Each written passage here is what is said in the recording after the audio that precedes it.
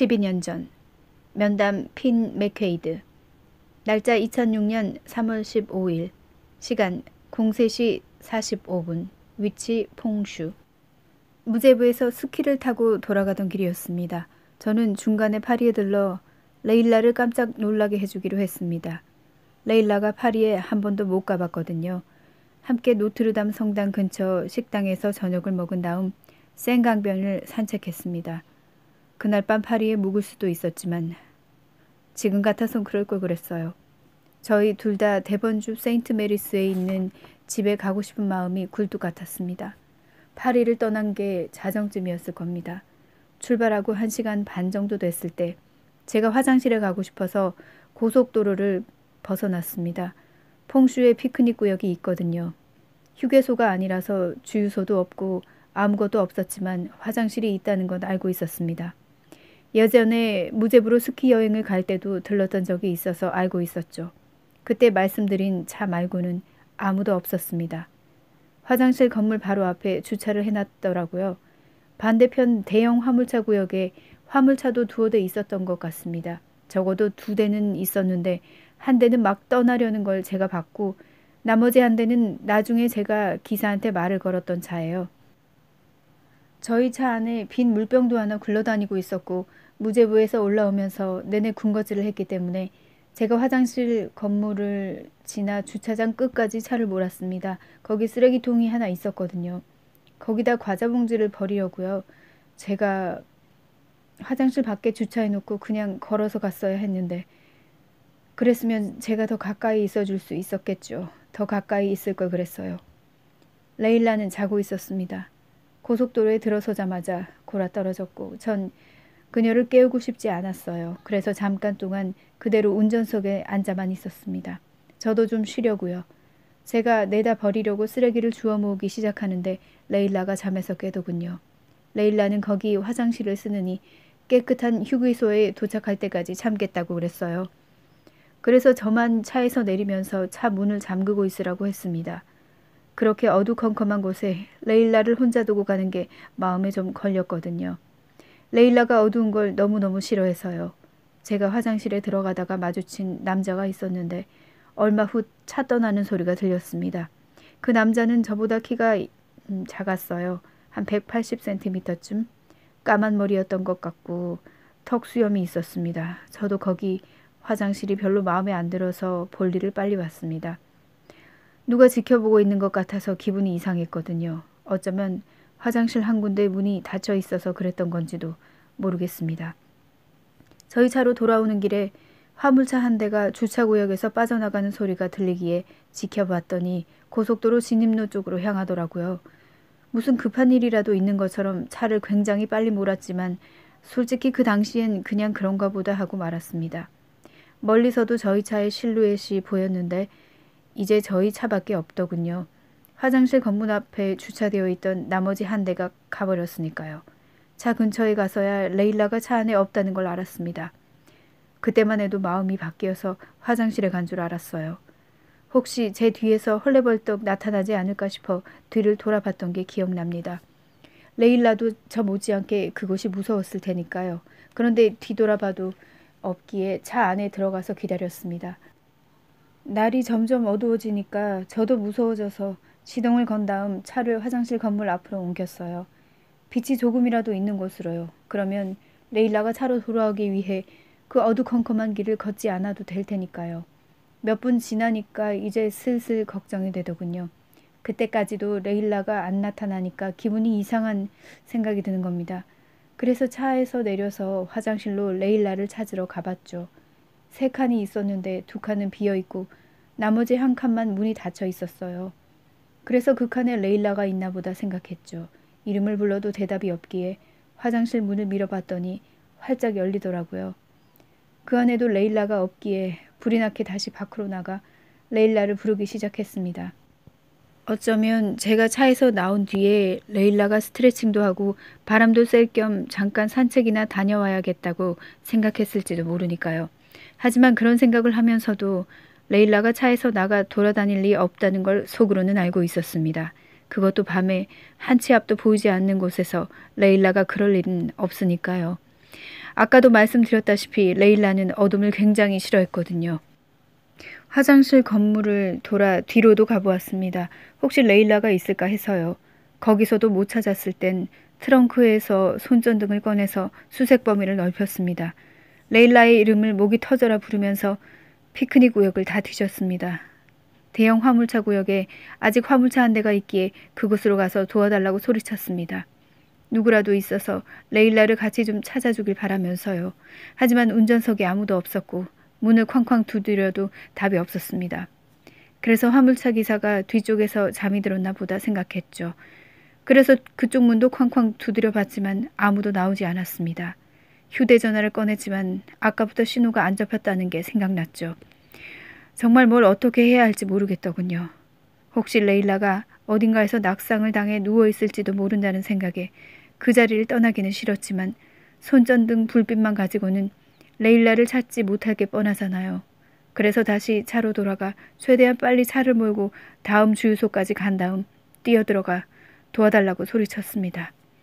제 불어가 그다지 능숙하지 않다 보니까 사람들한테는 알아듣게 말하기가 쉽진 않았지만 마침내 현지 경찰에 신고해주겠다고 하더군요.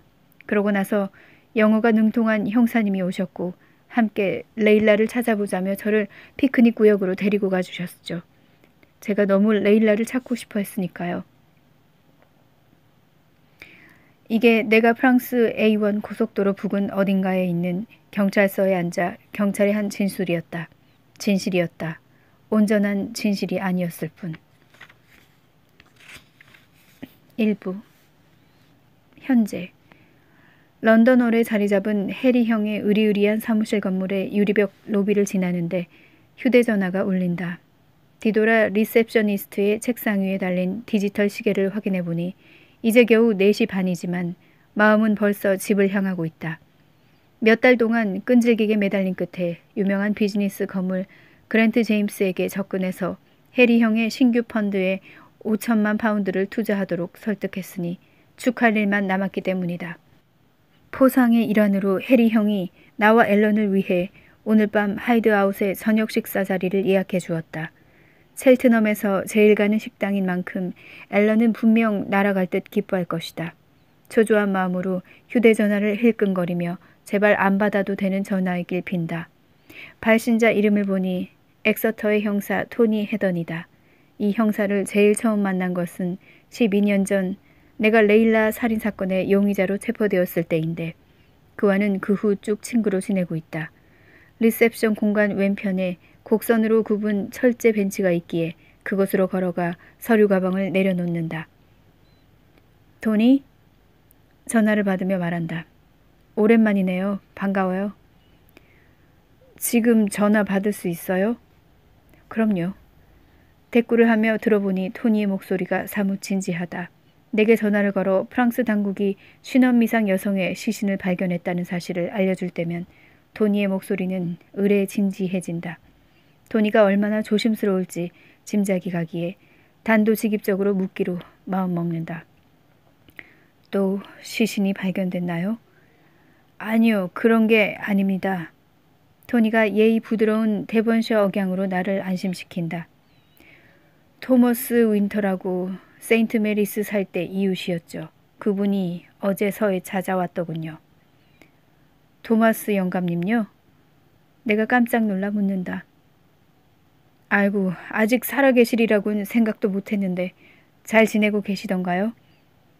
몸은 꽤나 건강한 편이지만 아무래도 연세가 있으니까요. 그래서 그분이 하신 말씀에 우리도 크게 의미를 부여하고 싶지 않습니다.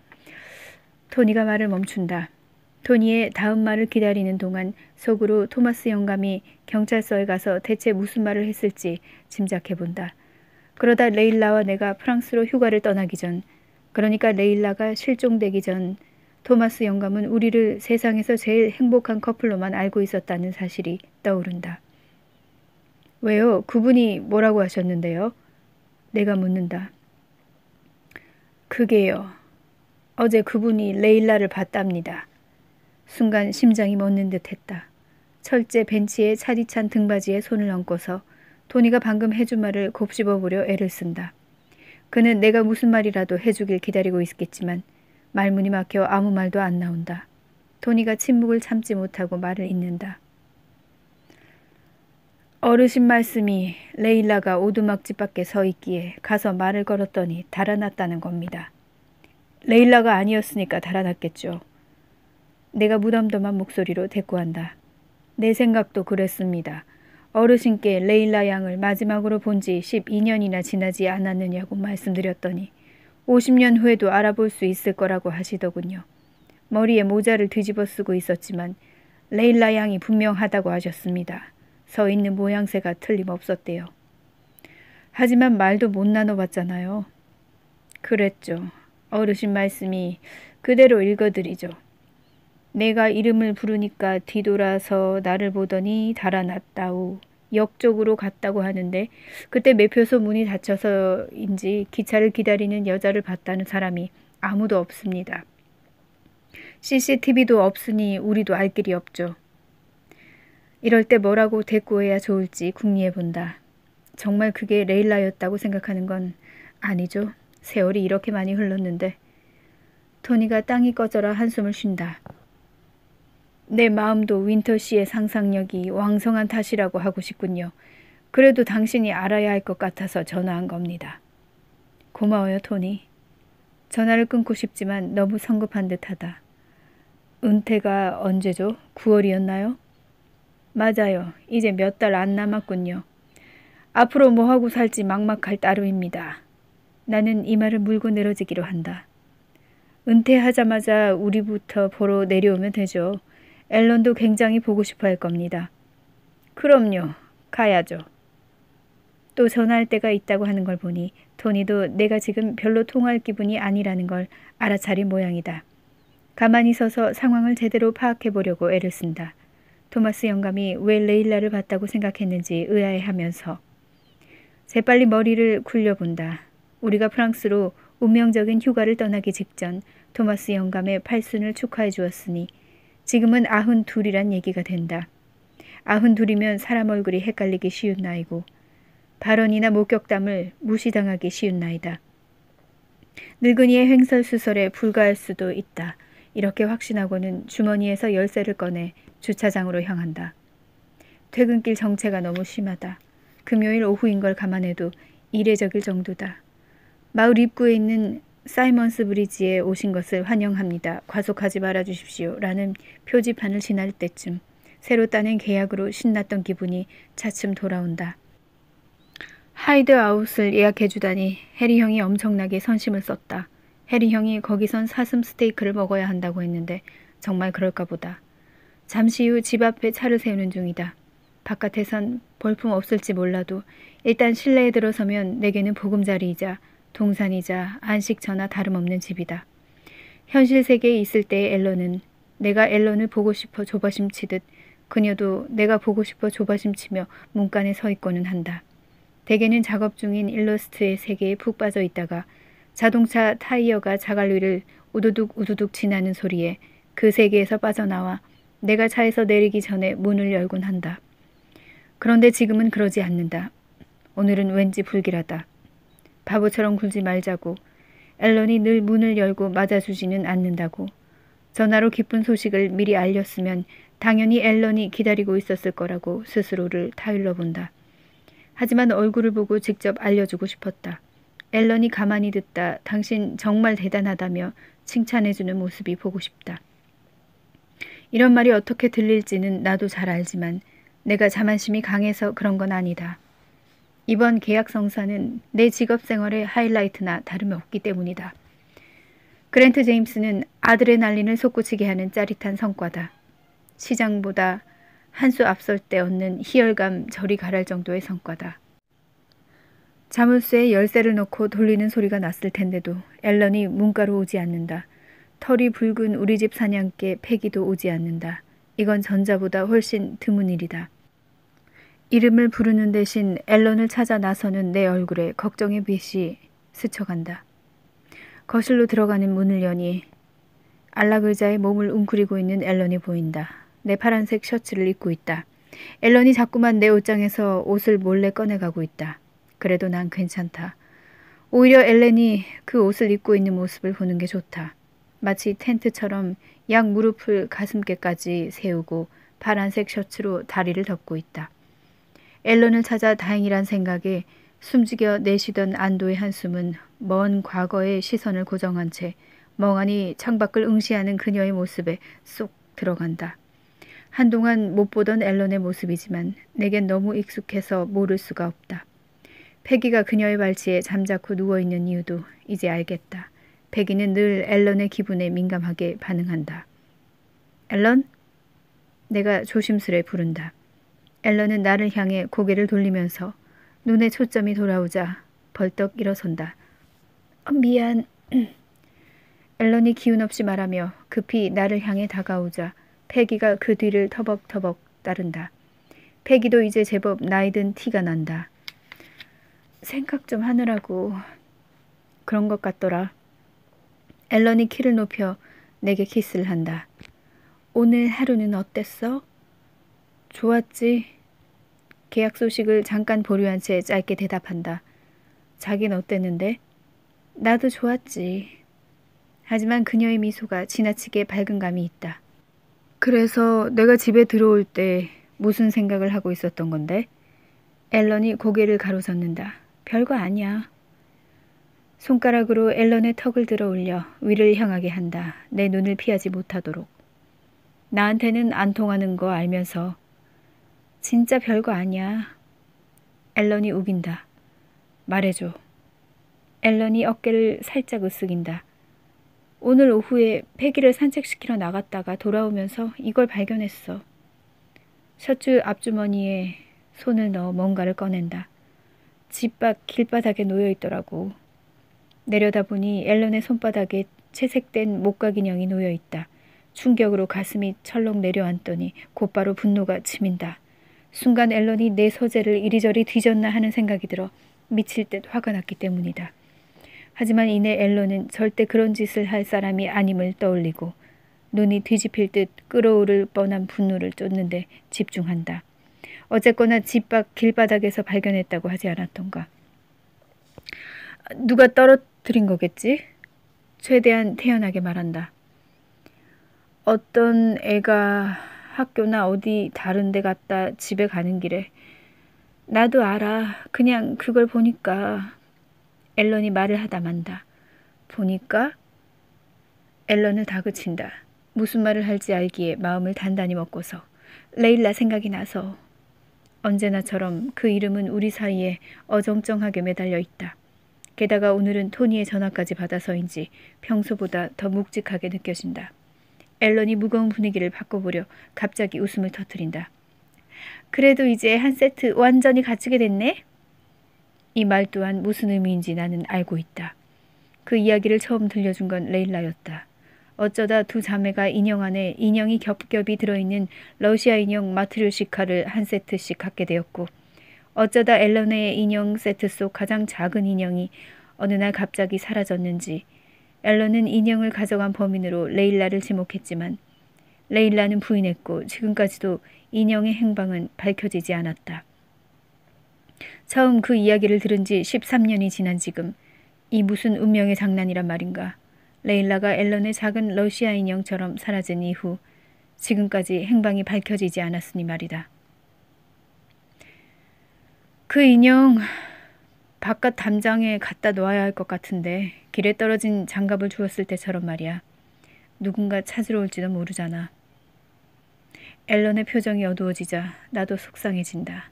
그까짓 러시아 인형이 뭐라고. 하지만 토니와 통화를 하고 난 뒤라 사소하게 느껴지지가 않는다. 그럴 수도 있단 생각은 못했어. 앨런이 말한다. 어쨌거나 이제 자기가 원하면 러시아 인형쯤은 얼마든지 사줄 수 있게 됐어. 내가 달랜다. 인형을 못 사서 그런 게 아니라는 걸 알면서도.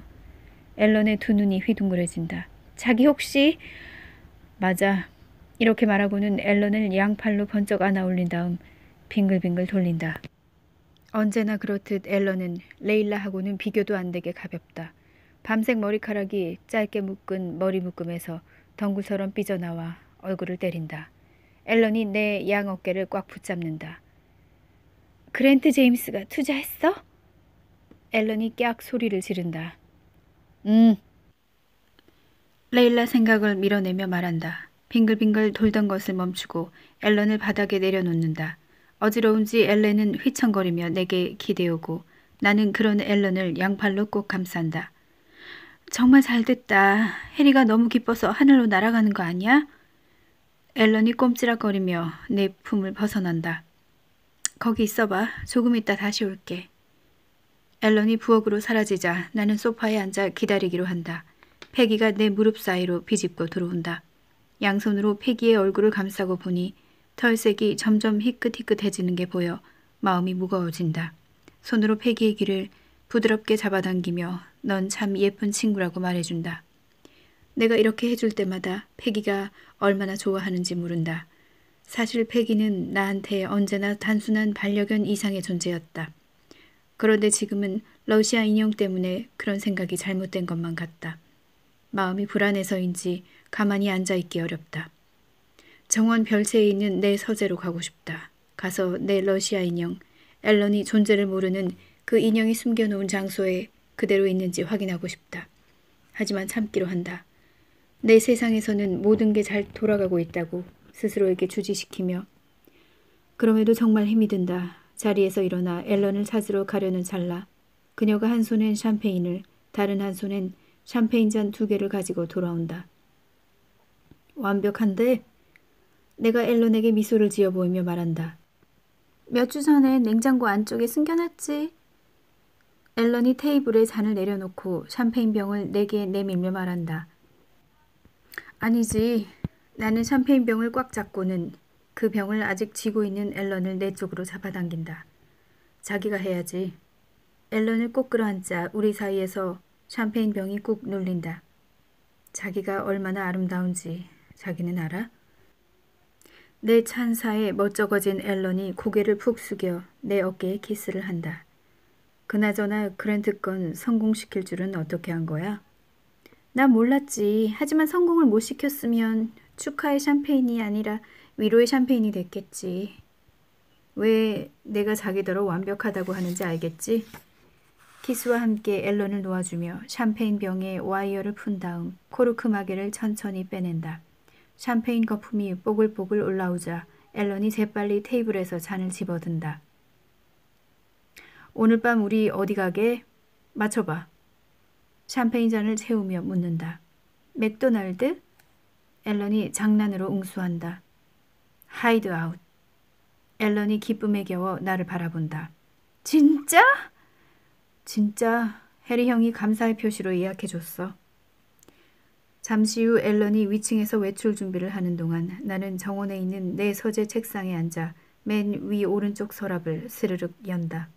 커다란 호두나무 앤티크 책상이라 서랍이 어찌나 깊은지 손을 꽤 깊숙이 뻗어야 안쪽에 숨겨놓은 목재 필통에 닿을 정도다. 그 자리에 얌전히 놓여있던 작은 채색 인형을 꺼낸다. 앨런이 집 밖에서 발견했다는 인형과 똑같아 보인다. 광택제 때문에 반질반질한 인형을 손 안에 쥐고 있자니 언제나처럼 힘겨운 마음속 줄다리기가 시작된다. 갈망과 후회, 고독과 무한한 슬픔이 팽팽하게 맞선다. 물론 고마운 마음도 있다. 이 작은 목각 인형이 아니었다면 레일라 살인범으로 재판을 받았을지 모르니까. 이 인형은 원래 레일라 것이었다. 그녀가 가지고 있던 러시아 인형 세트 중 가장 작은 인형이었다. 어린 시절 앨런의 작은 인형이 없어지자 레일라는 앨런이 그 인형을 가져간 다음 자기 거라고 우길까봐 늘 가지고 다녔다. 그 인형을 부적이라면서 스트레스를 받을 때면 엄지와 검지 사이에 끼우고 매끄러운 표면을 부드럽게 문지르곤 했다. 무제부에서 돌아오는 길에도 레일라는 몸을 옹송그린 채 자동차 문에 기대 그렇게 인형을 만지작거리고 있었다. 다음 날 아침 피크닉 구역에 다시 간 경찰은 그 인형이 내가 주차해 놓았던 지점 쓰레기통 옆에 떨어져 있는 것을 발견했다.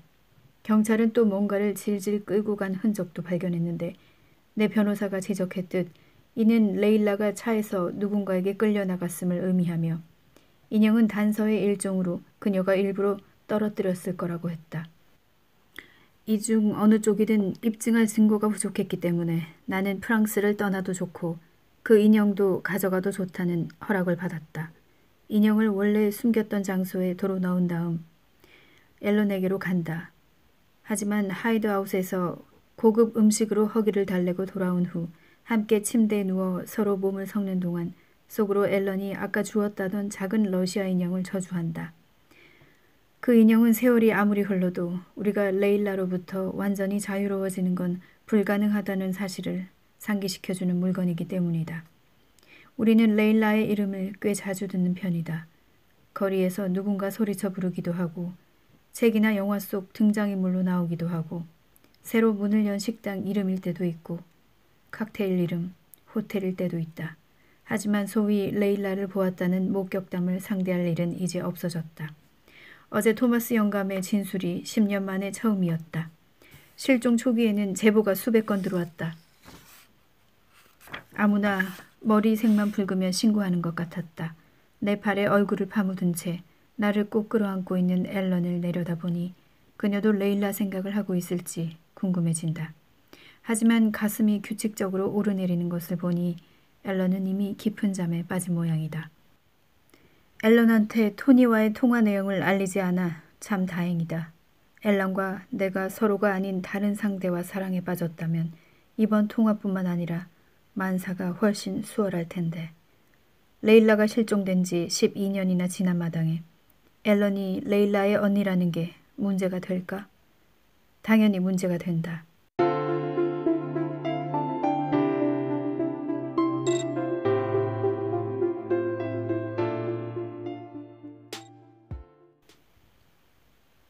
과거. 널 처음 본 게 100만 년 전만 같아, 레일라. 넌 알고 있었는지 잘 모르겠지만 그때 나한테는 여자친구가 있었어. 너와는 정말 달랐지. 금융업계에 나처럼 광고업계에서 성공가도를 달리고 있는 사람이었어. 시간이라는 건 기억에 있어서는 참 이상해. 너를 떠올릴 때면 늘 해리 형하고 세인트 캐서린 독스에 있던 아파트가 떠오르는 걸 보면 거기서 너와 보낸 시간은 전 여자친구와 보낸 시간보다 훨씬 짧은데 말이야. 넌 그때까지의 내 인생에 종말을 고하게 된 계기였어. 모든 게 레일라를 만나기 전과 레일라를 만난 후가 되었지. 2004년의 마지막 날 저녁 7시를 넘겼을 즈음일 거야. 너는 기억 못하겠지만 나는 기억해. 해리 형이 넉넉하게 출발해야 극장에 도착할 수 있다고 우겼거든. 그날 밤이 끝내주는 밤이 되든 말든 난 관심 없었어. 하긴 그때 내가 관심 없었던 게 한둘이 아니긴 했지. 널 만나기 전까지는 말이야. 해리 형이랑 리버풀 스트리트에 있는 지하철역으로 내려갈 때만 해도 내가 곧 사랑에 빠지리라고는 상상도 못했어.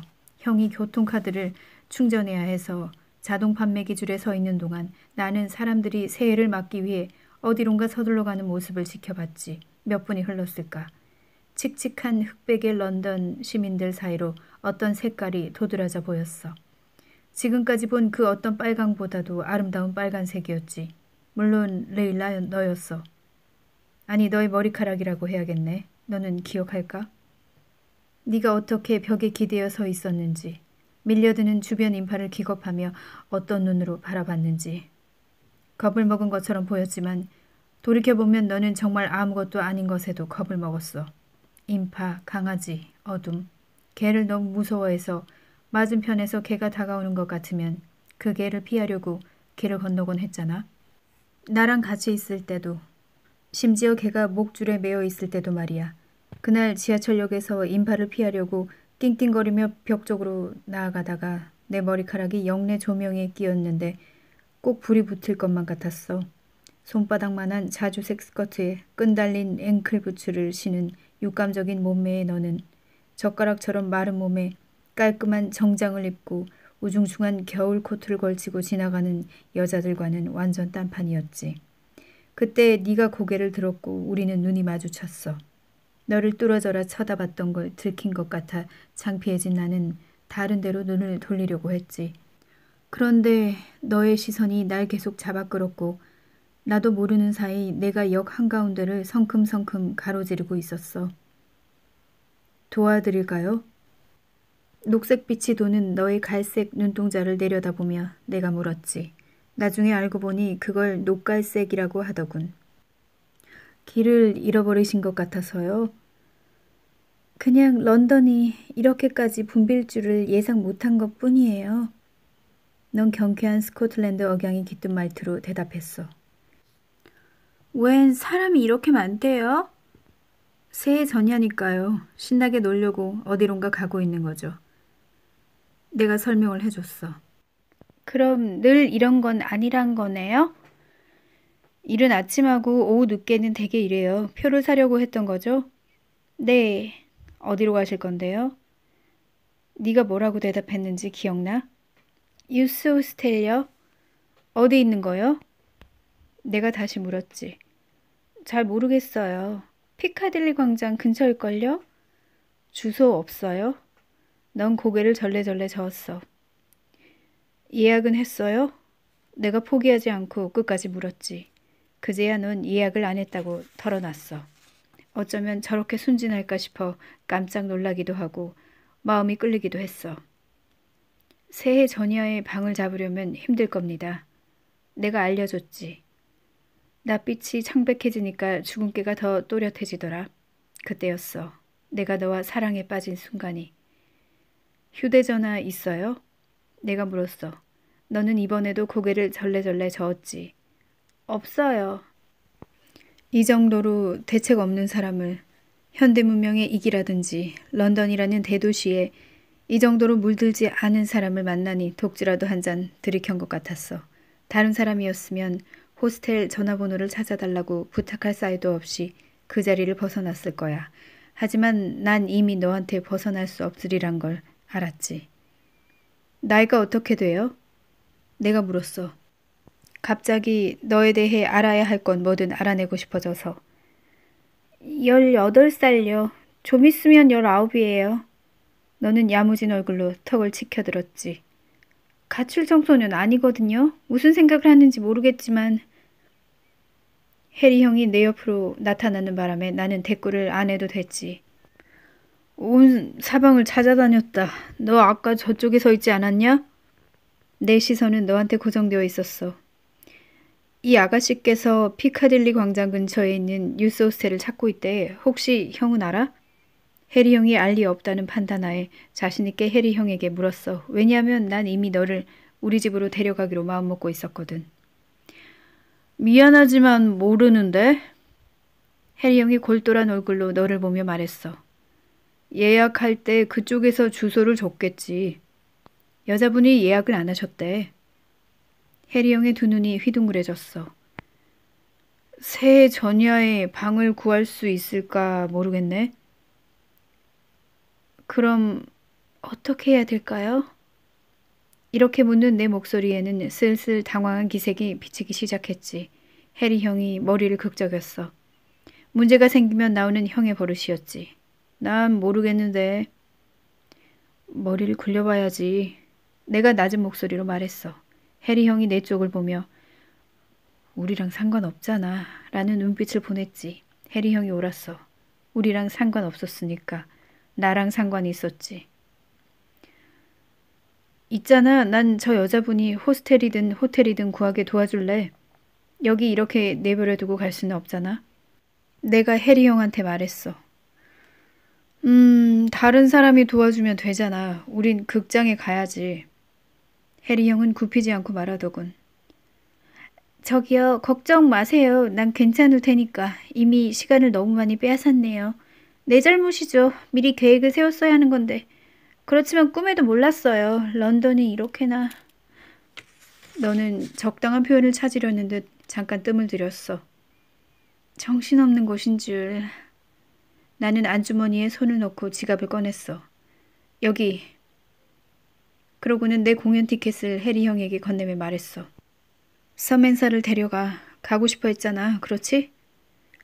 그렇기는 한데. 나는 표를 해리 형의 손에 꼭 쥐어줬어. 괜찮아. 나중에 파티에서 봐. 해리 형은 나와 눈을 마주치려고 했지만 내가 모른 채 했지. 서맨사한테 전화해봐. 극장에서 만나자고 하면 되겠다. 해리 형이 뭐라고 하기도 전에 난 네 가방을 들고 역 한가운데를 가로지르기 시작했어. 따라와요. 출구를 향하는 내 심장이 방망이질을 치기 시작했지. 신나거나 위험한 일을 눈앞에 두고 있을 때면 늘 그랬듯이 말이야. 거리를 가득 메운 인파 속에서 너를 잃을까 걱정이 돼서 내가 너에게 손을 뻗었어. 나한테 꼭 붙어 있어요. 내가 시끄러운 자동차 소음보다 더 크게 외쳤지. 내 손이 내 손을 단단히 움켜잡았어. 걱정 마요. 안 떨어질 테니까. 너도 큰 소리로 외쳤어. 네가 그렇게 영원히 내 곁에 꼭 붙어 있길 바랬는데.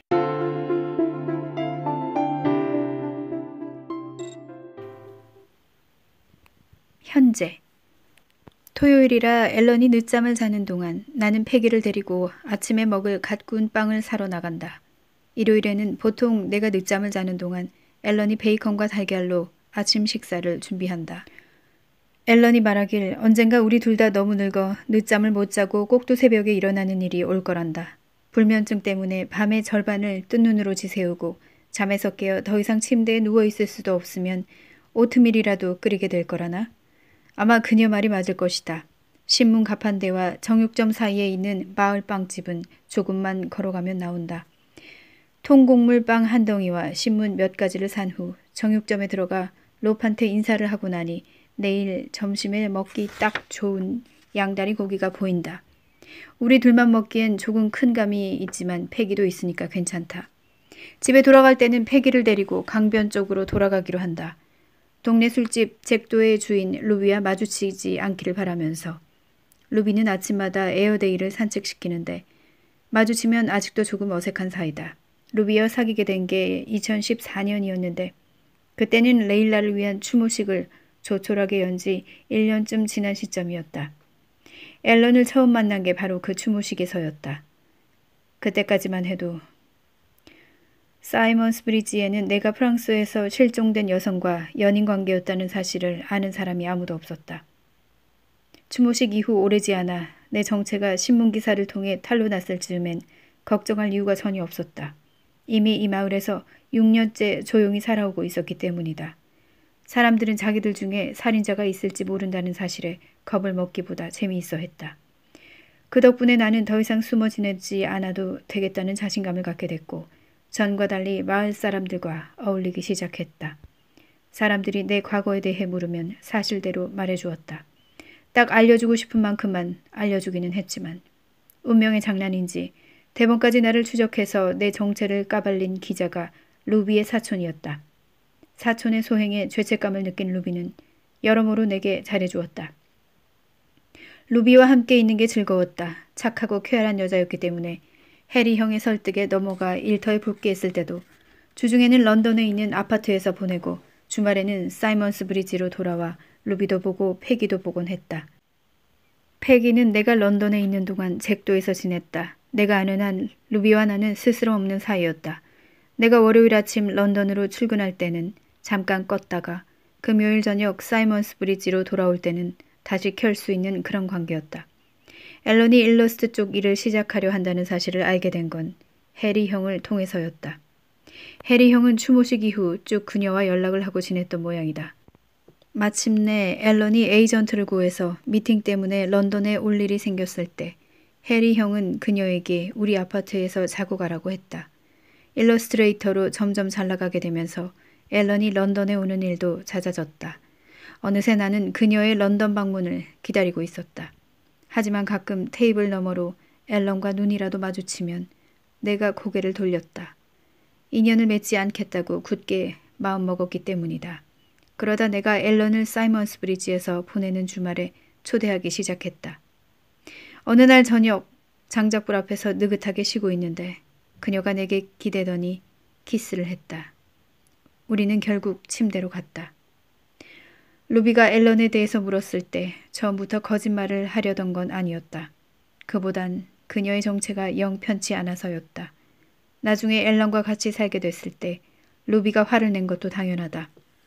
루비로서는 억울할지 모르겠지만 나는 동거 직후 신문에 실린 실종 여인의 애인, 그녀의 언니와 동거라는 헤드라인 기사의 배후로 루비를 의심하고 있다. 앨런과 내가 결혼을 앞두고 있는 만큼 루비와 대화를 하긴 해야겠지만 일단 나부터 실종된 전 여자친구의 언니와 결혼한다는 발상에 적응을 하고 난 다음으로 미뤄야 할 것 같다. 몇 주 전 이 지역 신문에 결혼 발표를 낸 후 우리는 잭도에 가지 않고 있다. 앨런이 우겨서 낸 광고였다. 모두가, 특히 루비가 자신이 이곳에 정착할 거란 걸 알아야 한다는 이유에서였다. 내 생각엔 우리가 사귀어서는 안 된다고 속닥거리는 사람들의 입을 다물게 하고 싶어서 그런 것 같다. 내가 레일라의 언니와 결혼하는 걸 못마땅하게 여기는 일도 있기 때문이다. 대놓고 그런 말을 하지는 않지만 우리에게 축하 인사를 건네는 그들의 눈빛에서 읽을 수 있고 목소리에서 느낄 수 있다. 강물에서 첨벙대는 패기를 소리쳐 부른다. 몸을 흔들어 물을 털어낸 패기가 내게 돌아오자 다시 길 쪽으로 접어든다. 루비를 피할 수 있어서 다행이다. 집에 거의 다 와가는데 앞마당 쪽 돌담 위에 뭔가 놓여 있는 게 보인다. 지난주에 앨런이 주었다는 작은 러시아 인형이다. 그렇게 오래 가지고 있다가 주운 곳에 되돌려 놓았다는 건 그 인형이 앨런에게 굉장히 소중한 물건이라는 의미일 텐데 가지고 있으면 안 된다고 말했던 게 다시금 미안해진다. 주인이 와서 찾아갈 일은 거의 없을 것 같기 때문이다. 미안한 이유는 또 있다. 인형을 다시 갖다 놓았다는 건 앨런이 내 말을 절대 어기지 않고 내 말을 절대 거스르지 않는다는 증거이기 때문이다. 그 덕에 갈등 없는 생활이 가능하긴 하지만 착잡한 심정이 드는 건 어쩔 수 없다. 인형을 청바지 주머니에 넣고 집으로 들어간다. 앨런이 부엌에 있을 줄 알았는데 위층에서 나를 부르는 소리가 들린다. 패기를 보내 앨런을 데려오게 해놓고 그동안 나는 전화로 주식시장을 체크한다. 잠시 후 앨런이 부엌으로 들어온다. 맨살이 많이 드러나는 잠옷을 입은 모습이 너무 섹시해 보여 그대로 들어 올려 침대로 다시 가고 싶어진다. 그 옷 입고 밖에 나갔다 온 건 아니겠지? 내가 짓궂게 말한다. 밖에? 그 러시아 인형을 갖다 놓으러 말이야. 앨런을 깜짝 놀라게 해주려고 몰래 주머니에 손을 넣는다. 그녀가 가지고 있어서 안 될 건 뭐란 말인가. 아직 안 갖다 놨는데? 설마 농담이려니 생각하며 앨런을 바라본다. 하지만 그녀의 볼이 새빨갛게 물들어 있다. 인형을 꼭 움켜쥐고 있던 손가락이 그대로 굳어버린다. 안 갖다 놨다니 그게 무슨 소리야? 아침 먹고 갖다 놓으려고 했어. 앨런은 내가 충격을 받은 게 아니라 화가 난 줄 잘못 알고 있다. 계속 가지고 있으려던 건 아니었어. 그래서 인형은 지금 어디 있는데? 화난 듯한 내 목소리가 나도 너무 싫다. 지금은 화가 난 게 아니라 당황한 것뿐인데. 앨런이 급히 부엌에서 나가 큰 러시아 인형을 가지고 돌아온다. 그 인형은 작년에 앨런이 이 집에 들어온 이후 쭉 우리 식당 티크 수납장 위에 놓여 있었다.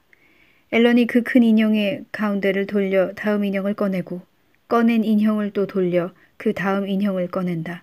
마지막 인형을 돌려 열었을 때는 그녀가 장난을 치고 있다는 걸 내가 알아차릴 것이다. 그 안에는 아무것도 없을 것이고 앨런이 싱글벙글 미소를 지으며 당연히 인형은 밖에 다시 내다 놨다고 말할 것이다. 나는 눈썹을 축혀 세우다가 서서히 미소를 짓겠지. 여기 있잖아. 앨런이 작은 러시아 인형을 꺼내 조리대 위에 분리해 놓은 다른 인형들 틈에 놓는다. 잠깐만 가지고 있으려고 했을 뿐이야. 얼굴에서 미소가 사라지지 않게 하려고 애를 쓰며 나는 아무렇지 않은 듯 주머니에서 손을 뺀다. 아까 담장에서 주운 인형은 주머니 속에 그대로 남겨둔 채. 알았어. 자기가 원하면 가지고 있어. 앨런이 못 믿어온 표정을 지으며 나를 본다. 진짜? 진짜지. 누가 그걸 찾으러 오겠어. 안 그래? 나도 그럴 것 같아. 앨런이 러시아 인형을 다시 놓기 시작한다. 이번에는 안쪽으로 차곡차곡 포개놓지 않고 조리대 위에 나란히 늘어놓는다. 제일 큰 인형부터 줄을 세워 맨 끝에 제일 작은 인형을 놓는다. 주운 인형은 앨런의 나머지 인형 세트와 완벽하게 맞아떨어진다. 자, 이제 5가족이 모두 모였네. 참 이상하기도 하지. 이렇게 오랜 세월이 흐른 뒤에 잃어버렸던 걸 마침내 되찾다니. 돌아서며 속으로 궁금해한다. 내가 오늘 2번째 러시아 인형을 주었다고 하면 앨런이 뭐라고 할까? 레일라의 시신이 발견되었다면 앨런은 이상한 우연도 다 있다고 하겠지. 하지만 레일라의 시신은 발견되지 않았다. 내가 정말 바라지 않는 게 한 가지 있다면 그건 레일라가 아직 살아있을지 모른다고 앨런이 생각하는 것이다. 나는 앨런이 덧없는 희망을 품는 게 너무 싫다.